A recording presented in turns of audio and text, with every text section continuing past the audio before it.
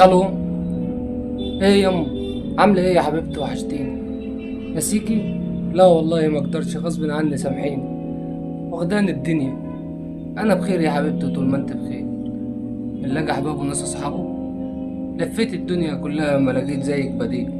لا عمر حبينا حد قدك، ولا خاف عليا حد شبهك. انا اسف، سامحيني على التاخير. وبعدين انت عارفه ان انا دايما متاخر، وان يعني ابنك باله طويل. بقول لك، مراتك وعيالك عاملين ايه؟ والواد كرم، بتسأل عليه؟ وشغلك والبت كيان؟ طمنا عليك يا حبيبي، اخوك قال لي انك تعبان، انك عندك مشكلة في الشغل، وانك مش في احسن حال. يا حبيبتي والله كلنا بخير، ونبوسوا ايديكي فرد فرد. ويا ست الكل مش تعبان ولا حاجة، دي شوية برد. وانت عارفة ان ابنك ياما اتكعبل، فمش مشكلة في الشغل يعني هتجيبه الارض. كبري دماغك مني وطمنيني عليكي، انت اعصابك عاملة ايه دلوقتي؟ والرعشة اللي في ايديكي؟ قالت الحمد لله. الحمد لله، ربك جبار للخواطر. وبعدين معاك، هتفضل في الغربة يا جابر طول عمرك عايش غريب. أكل العيش نساك بلدك والحبيب.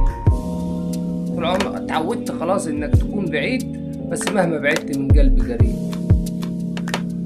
والله نفسي أرجع يما، والله نفسي أرجع يما، وأعيش تحت رجليكي.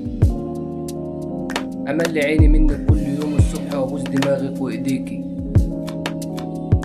والله يا ابني بصلي الفجر كل يوم وادعي لك، والله يما عارف اني عايش بدعاك. طب بقول، مش هتيجي تشوفني واشوف ولادك؟ لو امك مش وحشاك، مش وحشاك صحابك وبلادك؟ حاضر والله، والله حاضر، هجيلك كمان يومين. انا اصلا حاسس اني محتاج لك، واني ما شفتكيش بقالي سنين. حاضر والله، والله حاضر يا نور العين. خلاص ماشي، استنيني. طب خليك عارف اني هفتح لك حضني من دلوقت. اوعك يا جابر ما تجيش، انت ما تعرفش هيمر عليا ازاي الوقت.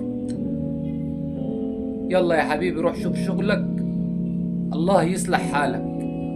مش ناقصك حاجة؟ ناقصني انك تدعيلي. والله يا ابني دايما دعيالك.